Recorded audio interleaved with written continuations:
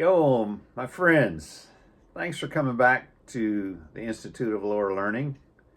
I'm your tour guide in chaos here, the old goat. I want to talk to you today about four groups of people who have something profoundly in common, and it's something I've just begun to connect with. In fact, the object of this discussion, about which there have been countless books written, none of which I've read, by the way. I've certainly read essays and articles and dictionary and encyclopedia entries about this topic, but I'm certainly no scholar. But I'm an excited student. And I don't know if you're hooked yet, so we'll work on that, put a little more bait on maybe here in a little while. But the four groups of people, and really one is a subgroup of another, but that's okay. We'll get into that too. The first group is those who are excited but dissatisfied. And what I'm referring to here is people who really have a lot of expectations of life, and they have a lot of expectation of their own potential and the rewards that lay in front of them, and that maybe they're already experiencing. I think of a friend who I've known almost all my life. He's a little younger than I am, who about, I don't know, 30, 40 years ago, I had a conversation, and his life was going exceedingly well. Extremely intelligent, talented, winsome, charismatic, just can't fail kind of person. And yet on this occasion where we had this deep conversation, he told me that in spite of the fact that his life was going exactly the way he would want to if he were to design it, he was dissatisfied. There was something missing. And what we're going to get into later holds one of the keys to finding that satisfaction. So again, the first group I want to address is the group that is excited but dissatisfied. They know that there's something not quite fulfilled, even though they have much of what they want, and they're on a trajectory to get even more as time goes by. The second group, and I probably pretty much fit in this group, and then I also fit in the subgroup, or have in the past fit in the subgroup that is under this one, and that is those who are seeking but disillusioned. From the time I was a kid, I had a strong desire to not just exist, but to have some compelling reason, some meaning to exist. I wanted to know how I got here, why I was here, and where I was going, and was there any point in carrying on, especially because so much of my life in the early years, in fact, beginning at the age of 4 till the age of 19, life was pretty rough. Not consistently, but with enough consistency, and sometimes day after day after day, that I became part of that subgroup that I'm going to reference here, and that is the hopeless.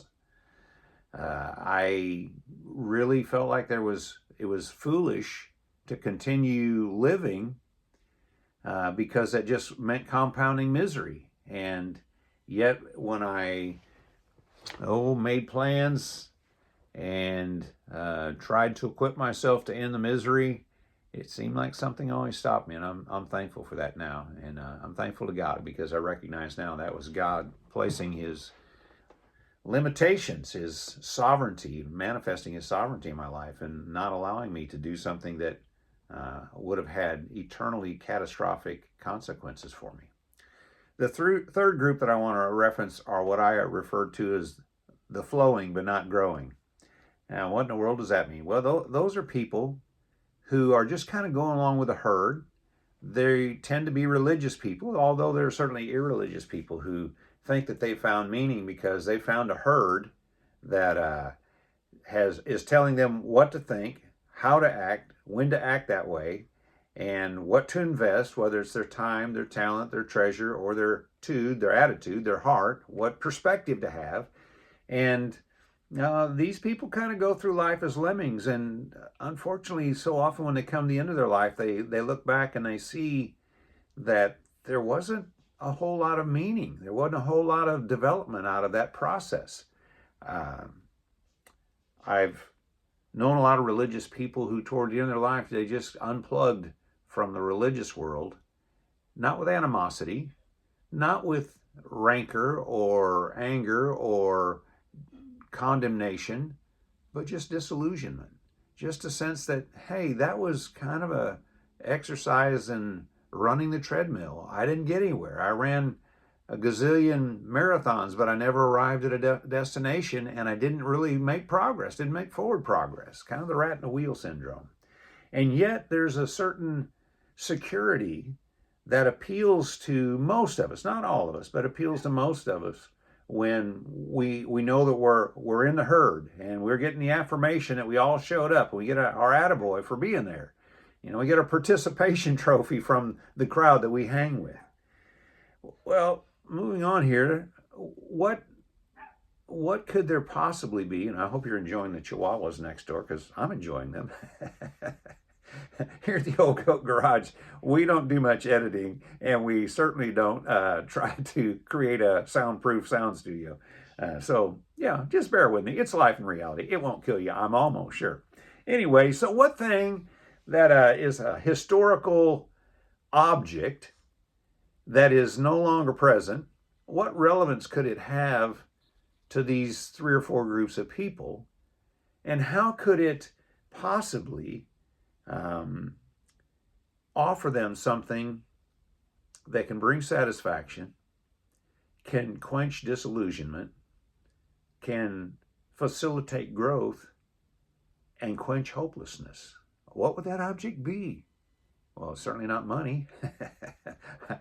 Some of the most miserable people on the face of the planet are people who have plenty of that, and they demonstrate by their actions, their decisions, their choices, by their serial dysfunctional relationships, if nothing else, that one thing, that they're not satisfied. They can't be satisfied, and they move from relationship to marriage to relationship to fornication to, I don't need to elaborate too much there.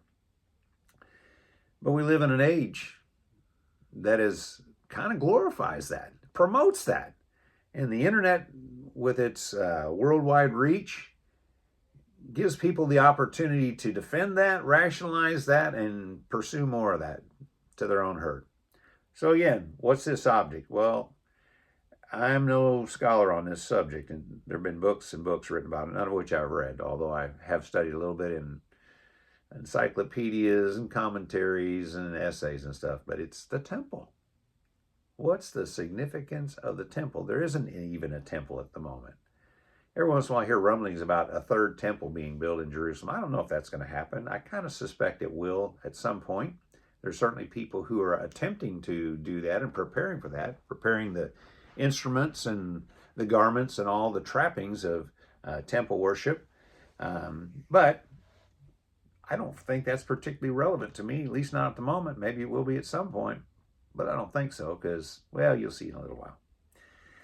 So what's the big deal about the temple? Well, the temple is the one place in all of human history where God manifested his glory. Now, there's some religious verbiage for you. Manifested his glory. What in the world does that mean? Well, in 1 Kings chapter 8, verses 10 and 11, it tells us that when they completed the temple that's referred to as Solomon's temple, and the priests set the Ark of the Covenant in the Holy of Holies, and they exited, a cloud covered the temple, and the priests had to withdraw. And then, that's in verse 10, and verse 11 of that chapter, it says the glory of the Lord filled the temple. Now, it's often referred to as the Shekinah. Most people understand that as being some kind of brilliant light that had no apparent visible material source. But what did it signify? What it signified was the presence of God on earth with, important preposition there, with his people. Now, there's some tragedies that go along with that, and I won't get into all them, but at one point, because of the carelessness, the disregard, the apathy that the people had, and the consequences of that apathy, God reminded them that his presence there was no small deal. And because of the consequences of their actions, the people had to pull back. They had to withdraw from the temple because they feared that judgment might fall upon them, as it had fallen upon some who didn't take that responsibility, that privilege of having God's presence with them seriously. Might be a warning for you and me. I don't know. That's kind of the way I'm backing into this deal. So, 1 Kings, again, says that the glory of God, the presence of God, is manifest with man. What an incredible thing. That something supernatural, something beyond the natural, something obviously of a spiritual origin because it had no natural origin, was manifesting that God did indeed care about, and God did indeed want to have a connection with people. And there's much symbolism way beyond my scope of ability probably to even understand, but there's so many things about the court. There was the Holy of Holies, and there was the holy place, and then outside of that was the altar and the laver, and there was the court of the Gentiles and the court of women, and so everybody had some access, although that intimate access was forbidden everybody but the high priest, and he was only to experience that after this initial filling of the temple with God's glory. Even the high priest is only to experience it once a year. So let's move on. Is this relevant to you yet? Well, maybe as a lesson, but I still don't need the building, right? Jesus comes along, and in the Gospel of John, chapter 1, it says that the Word was made flesh and dwelt among us, full of grace and truth, and I'm paraphrasing here, not quoting, and he declared the glory of the Father. Now, the glory of God is no longer associated with the building. Now the temple stood at that time in Jerusalem, the second temple. Solomon's temple had been destroyed. God allowed it to be destroyed because the disobedience, the disregard, the apathy. There's another word out there that escapes me at the moment. Just the careless attitude of his people.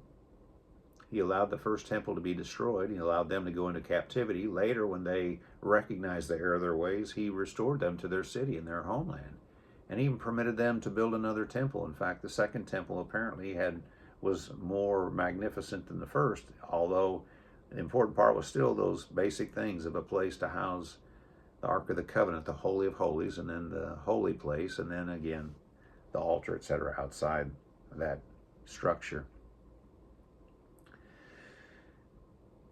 That structure still stood.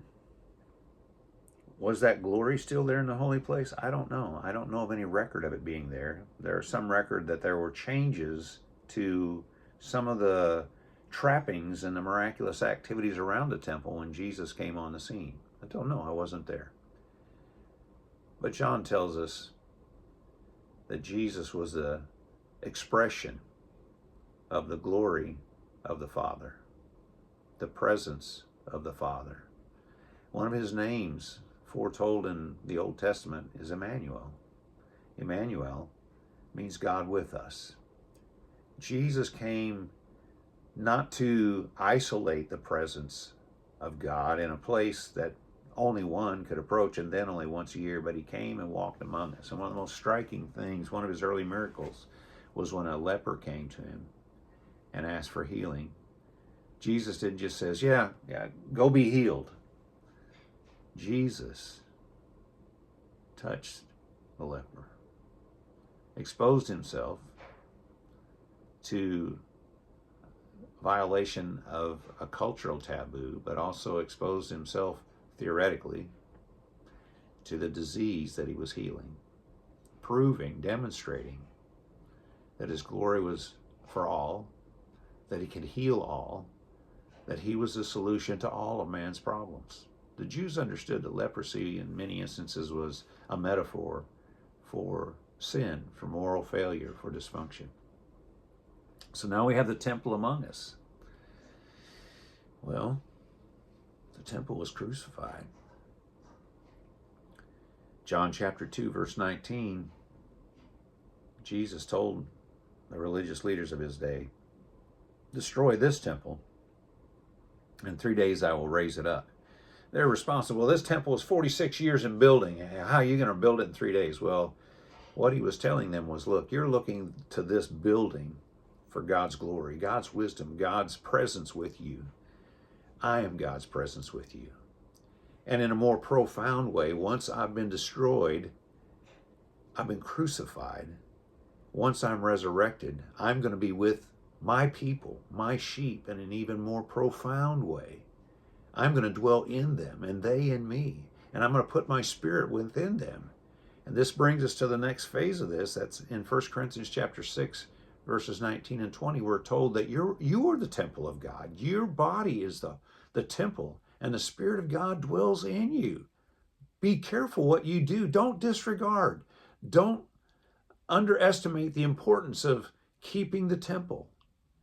And it's not a matter of works salvation, but it's a matter of recognizing what an incredible thing, what a gift it is, what an incredible opportunity for you and I to be bearers of God's image, to bear his presence. And we're not just hurting ourselves, but we're primarily hurting ourselves when we grieve the Holy Spirit by doing our own thing, when we insult the Holy Spirit, when we quench the Holy Spirit, when we try to put out the fire, so to speak, of God that's dwelling in the temple. How foolish. The joy, the hope, the peace, the confidence, the strength, the courage that we need to live this life comes by having God's presence in the temple. Now, moving on, Hebrews chapter 8 tells us that earthly temple is just a figure. It was just a copy. It was a model. It was a scaled down model, a scale model of the true temple, the true tabernacle, the true sanctuary that's in heaven. But while we're here, we're the vessel.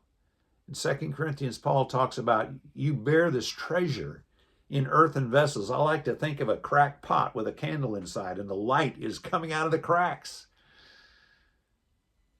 When people see my humanity, my corruption, my distortions, my weaknesses, my vulnerabilities, and they see that in spite of that, I'm growing, I'm changing ever so slowly, I'm becoming more fruitful.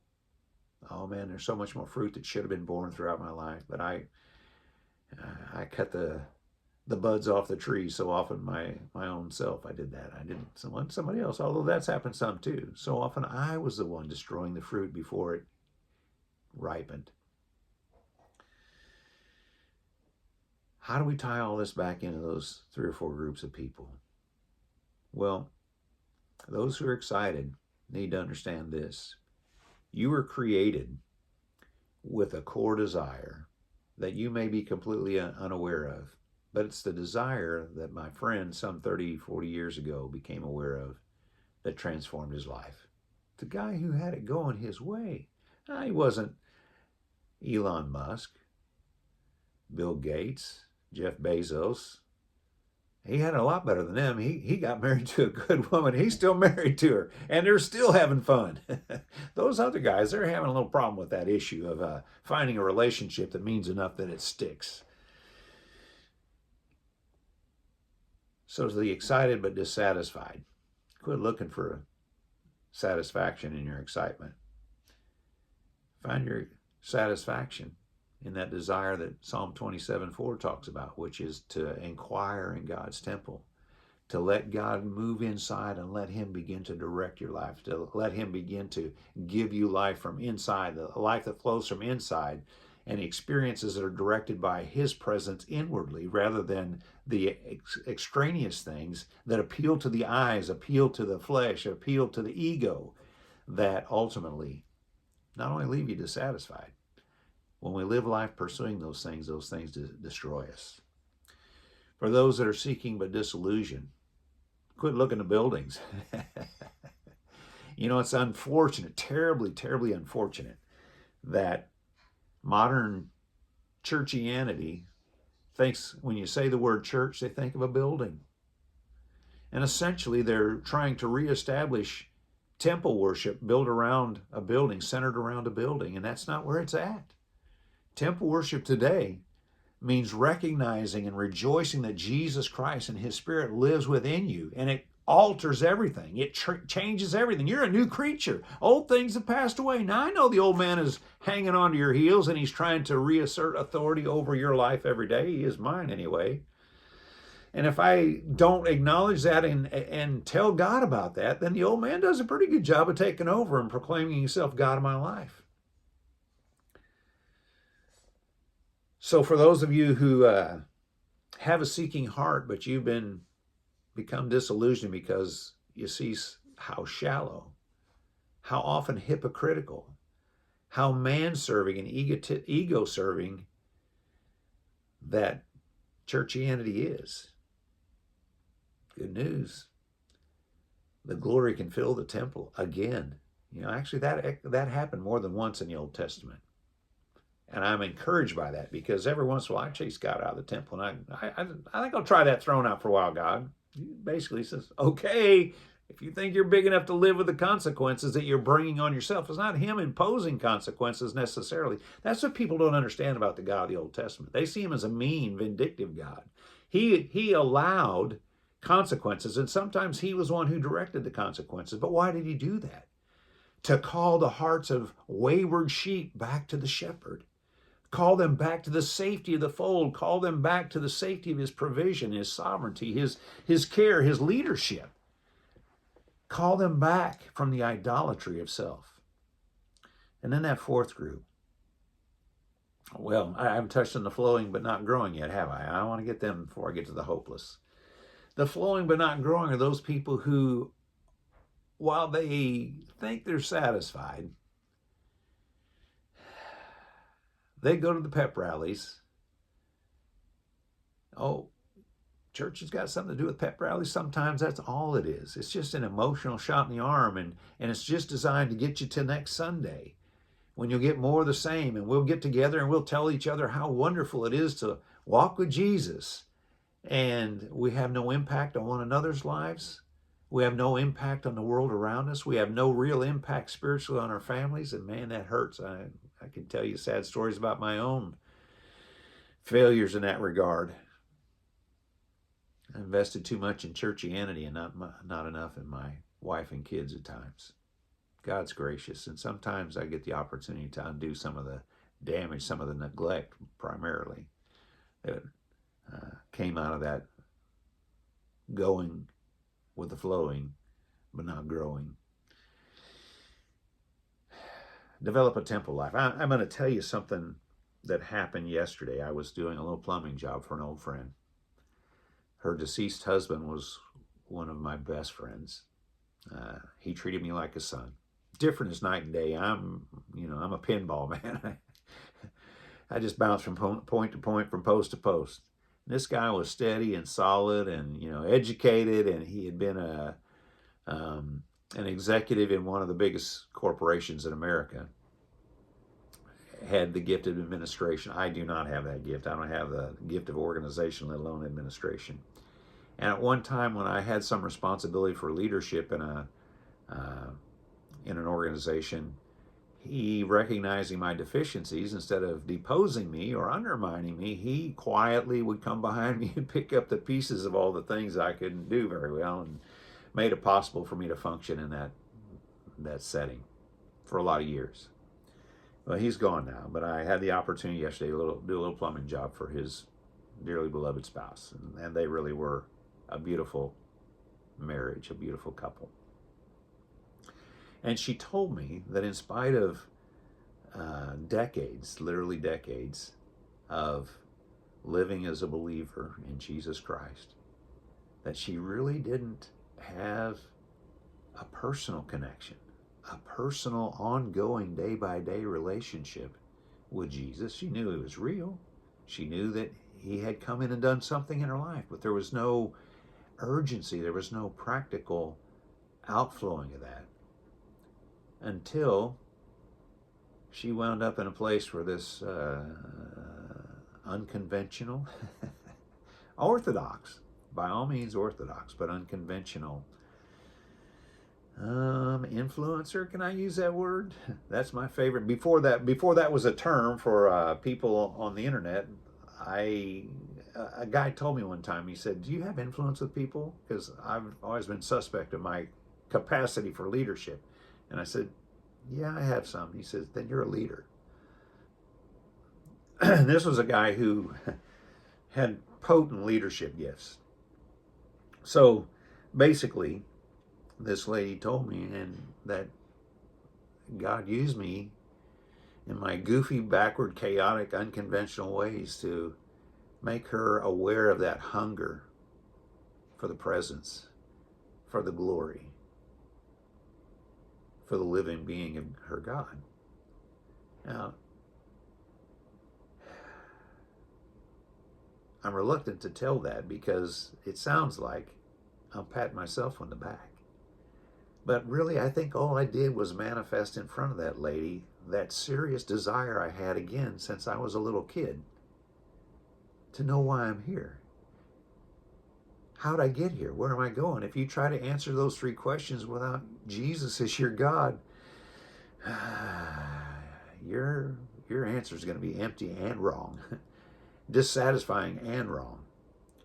So to draw this to a close, open the doors to the temple. I'm not talking about a building. I'm talking about what most people refer to as the heart. And then we refer to this as the heart because that is that vital organ in the middle that when it stops, everything stops. Did you know you can turn your brain off for a while and recover? You know, that's what a stroke is to some extent. That's one way of describing a stroke, is it turns off power to a part of your brain for a while. Some people recover from those, some don't. My father-in-law died of a stroke. And I know there's some things that they can do in the operating room in modern medicine where they can literally stop your heart. I had an ablation done, if I understand correctly. They stopped my heart while they did that a number of years ago. But we refer to the heart because it's representative of the very core of our being. The very core of your being, you're not a body. You live in a body. Your soul is your life. It's your identity. It's your unique serial number, so to speak. It's got God's maker's mark on you. It's that place where God expresses his image and identity through you, ideally, and now that's been corrupted, of course, by sin, but he's recovering that if you're trusting Jesus with your life. But the heart is that place where you need to say, God, in the place where I want one of two things, I want to open the doors to your glory, to your presence. What do you mean? There's only two things that can own your heart? Yes. Either God is on the throne of your heart or you are. And as I've said so many times, I still keep asserting myself and my autonomy, my independence, my right to control my life. And in so expressing my belief in my godhood and my capacity, I crash and burn every time. And I wind up coming back and saying, God, would you come live in the temple again, refill, re-sanctify, cleanse, purge the temple, do whatever you have to do to chase the false priests out so that you can be the priest, the high priest of the temple. And I don't want to get too much into that because some people say, well, you're distorting the Old Testament. Yeah, you're right, I am. But the picture works for me. And I'm not trying to be a heretic here. So anyway, open the doors of the temple. Say, God, and you know, if you're like me, you have to kind of do it this way. Not in these words verbatim, but this idea. God, I don't want what you want, but I want to want what you want. And I want you to assert your rightful ownership and rightful occupation, rightful residence, rightful dwelling in the most important thing I have, which is the core of my being, my spirit, my heart. And then let the glory shine through. The most powerful, important thing you have to offer other people is that desire to let God rule your heart. And when they see that, they awaken. And this lady I referenced yesterday didn't say it in those terms, but that's essentially what she was saying. She said, I saw you pursuing, saw you seeking, not arriving. I got a long ways to go to arrive, but I saw you seeking, and it made me want to seek too. When people see you seeking God, it raises questions, and sometimes they present those questions as challenges and critiques. But Peter says, hey, be ready always to give an answer to those who ask a reason. Sometimes their reason is them shooting down your reason for the way you live your life. But I guarantee you, if you're seeking Jesus, seeking to let God fill the temple, people are moved. I wish you well.